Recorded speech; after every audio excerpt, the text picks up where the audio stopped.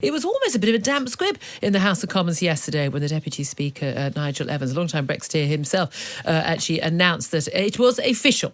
The Brexit deal, the Withdrawal Agreement Bill, had now become the Withdrawal Agreement Act. And yes, it is now officially UK law that we will be leaving the European Union next Friday, the 31st of January at 11 p.m. Well, join me to discuss this, former Conservative Party leader leading Brexit here, Iain Duncan Smith. Good morning to you. Morning. Good morning.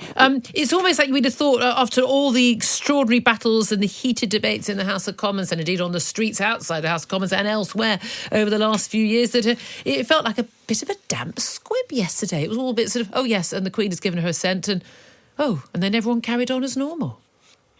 Yes, it was a bit like that, I must say. I wasn't in the chamber when he made the announcement. I wasn't aware that he was going to make an announcement. I just assumed it.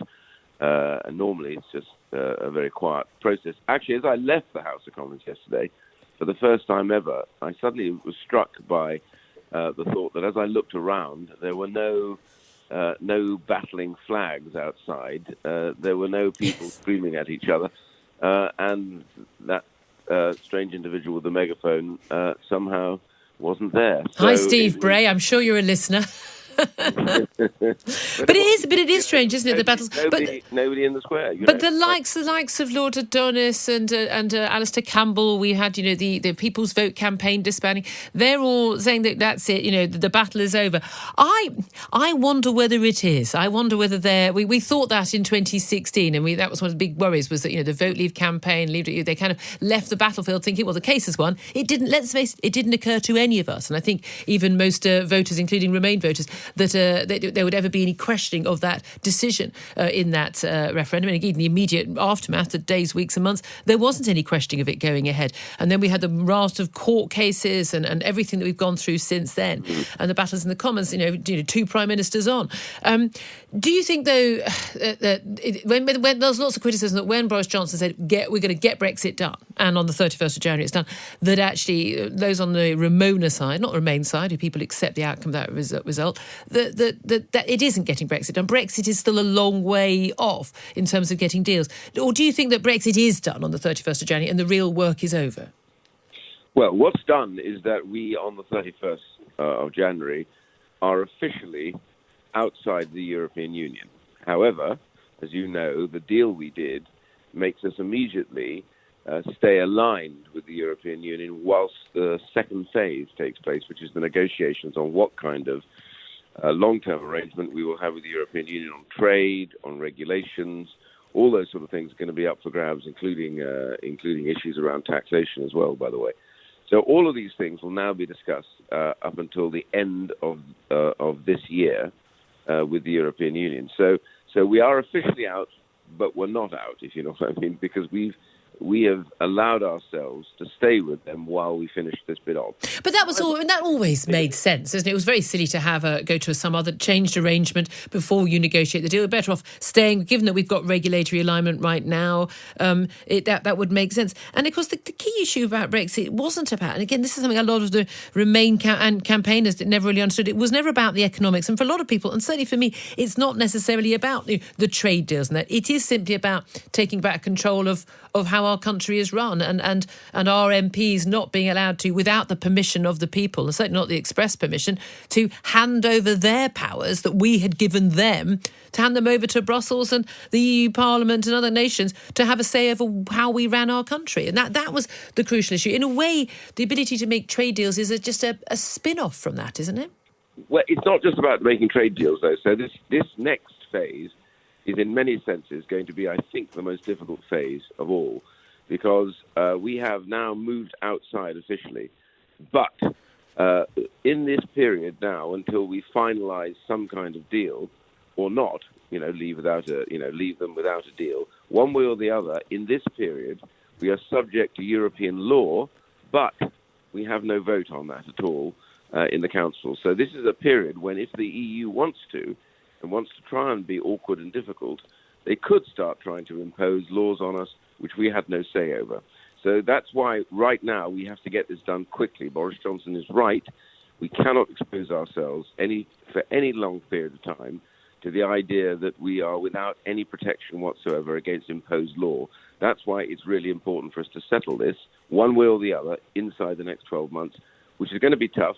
So, for all those negotiations, you're still going to have this running around Parliament as debates are on about whether or not we've been too weak or not strong enough or all that. That's still going to go on, and many of us, like myself, still consider that we have a role in making sure that we deliver finally on the take-back control point, which is we are clear, we've taken back control of our fishing, our laws, our borders, our money, in any eventual deal.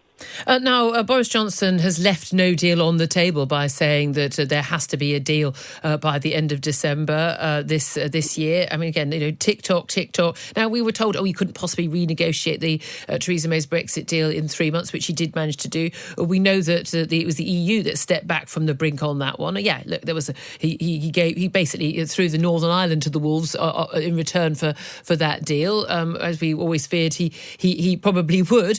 But are you convinced that Boris Johnson, Dominic Cummings and those in the cabinet who will have a say over this, are you convinced that Boris Johnson is willing to go all the way and, if necessary, play hardball and go for a no deal if it looks like the EU is prevaricating and is offering ridiculous terms? We were told yesterday that the EU is going to look at terms worse than they've been offering to Japan and Canada in the initial proceedings with their trade deals.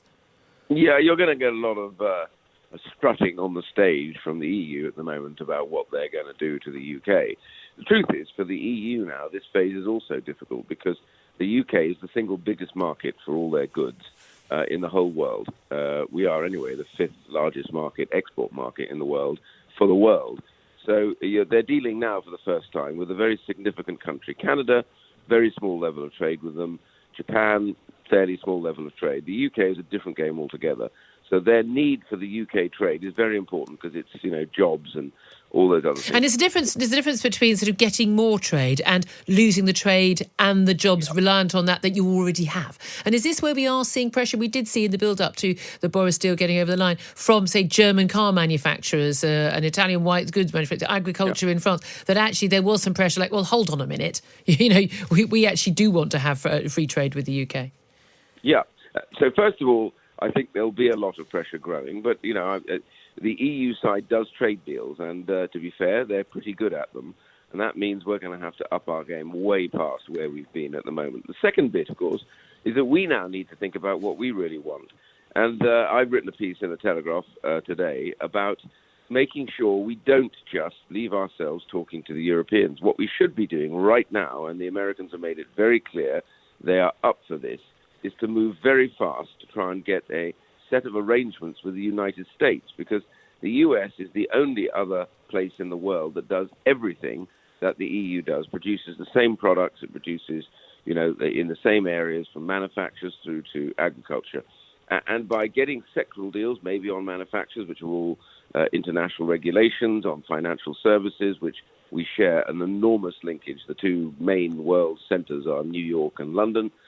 These are big wins for us, which would allow us in two areas. One, it would cheapen the cost of goods in the UK, but more as importantly, it would then put real pressure on the European Union to recognize that we do not any longer have to sit and take it from the European Union, that if they don't want to do something, if they drag their feet, then we are looking at another market, other markets too, that are all begging us to do it. And Trump's made it very clear that he would like to have some kind of arrangement before they go to the polls at the end of this year, which gives us, for the first time, real scope to get a deal done. The American ambassador has been very clear about that. So we need to be serious about now engaging with the Americans right now, not messing around, getting on with it as fast as we get on with the Europeans. And if they don't want to play ball, they drag their feet, because they're not going to get talking to us until March at the earliest, I understand, which means we need to be talking to the Americans now. The EU bill, the Withdrawal Agreement bill, WAB, as it's been known in the House of Commons, has been going through Parliament. It finally got royal assent yesterday, and the Deputy Speaker, Nigel Evans MP, announced that the Queen had given royal assent, and that was now the Withdrawal Agreement law. It's an act of Parliament, and it's now definitely happening on the 31st of January. Next Friday at 11 p.m, we will no longer be a member of the European Union. Well, let's talk to someone who's campaigned for a rather long time on that front. Richard Tice is chair of the Brexit Party and about to lose your job as an MEP you've had for about 7 months. Good morning to you, Richard. Good morning to you, Julia. Isn't it exciting? Just 7 days. I know. I mean, I never genuinely. There was a point. There was a point when I didn't think it was going to happen. Well, certainly not this thing. I knew it would always happen because the British people had spoken. I didn't think they were going to change their minds. I've never been so excited about losing a job. Have you noticed that in both Brussels and Strasbourg that the other MEPs who are rather more signed up to the European project are quite pleased to see the back of you and your 28 fellow Brexit Party MEPs? I think they're going to miss us. I think we've provided a little bit of extra sort of interest, extra challenge, and I think they'll miss us in a sense. I don't think they've liked having you there at all on account of how you've been exposing rather cunningly, especially since it's through your social media feeds, actually quite how things work, how undemocratic, how little discussion takes place, and also all the fabulous perks that you guys get as MEPs. I know, it's just outrageous. I mean, it really is. But what they're also going to miss, of course, they're going to miss our money because, we've been paying absurd sums of money. But anyway, we're leaving in 7 days' time, and we should be focusing now on the huge opportunities going forwards. The government's, talking a good game. Obviously, we've got to make sure, all of us, we've got to hold them to account and make sure that actually they turn these words into action and that we maximise the opportunities. Well, Nigel Farage won an award, the Spectator Parliamentarian Awards, Year Awards this week, and he said in his speech, if the government does what it says it's going to do, you'll never have to see me again. There was something of a cheer at this point, even though there were quite a lot of Brexiteers in the room. Now, this is the thing. There's a lot of talk of the Brexit Party. It's over now. We've got Brexit. Your raison d'etre disappears. But there's a lot of talk about you guys becoming the Reform Party. Are you definitely going to go ahead with that, or is it all going to be predicated on what actually happens over the next year with that attempt to get through the transition period? Yeah, no, the key thing for us is we've got to monitor, we've got to hold them to account, and we've got to watch and wait. Boris has got the ball in his hands. He's at the halfway line. He's got to run towards the try line, which is at the end of the transition period, December this year. And we're going to watch and make sure that he doesn't drop the ball, and then and see what else. What are the other key areas where we think we can make a difference. We've in the short life of the Brexit Party so far, we've made a massive difference. We've rescued Brexit. We've got to keep focus on that. And then we'll work out, other areas where we can make a difference. Well, Iain Duncan Smith, a long-time Brexiteer like yourself, former Tory leader, he said to me this morning that the next phase of Brexit, this coming up from the 1st of February onwards, will be the most difficult phase of all. Now, you have had a lot of dealings with the bad boys of Brexit, dealings with the Donald Trump and the like. We've got to get not an EU trade deal. We've got to get we don't have to get a US trade deal. We do plenty of trade with them without one. But a lot of people talking about that getting a US trade deal over the line will be the thing that kind of jump-starts the EU paying attention and stop messing around and give us a decent deal, because they'll be worried about that. How likely do you think it is we're going to get either or both of those trade deals? I actually don't agree with Iain Duncan Smith on this. The hardest bit is done, and that was actually, getting Brexit over the line. We've done that. We're now in control of our own destiny.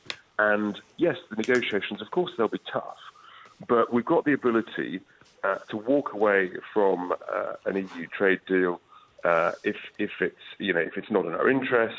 As you say, quite rightly, we've got we do plenty of trade with the United States. They are our biggest single trading partner at the moment. We have a huge surplus of tens of billions of pounds every year with the US. So yes, we'd like a trade deal with them.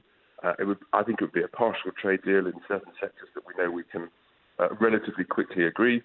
The US want to be seen to be positive, and it's part of this is about using our leverage to negotiate against the two, play one off against the other. But don't forget, the EU sell almost 100 billion more to us than we sell to them. So they have got massive vested interest in doing a deal. You're still very hopeful. Leverage. Just finally, very briefly, we're just coming up to the top of the hour, Richard Tice. Those plans for the big party, Parliament Square, this time next week. You've been banned from the fireworks and from having the Big Ben bongs. What are you going to be able to go ahead with? Oh, look, we're going to have a lot of fun. It's going to be a great celebration. We've got almost 30,000 people signed up.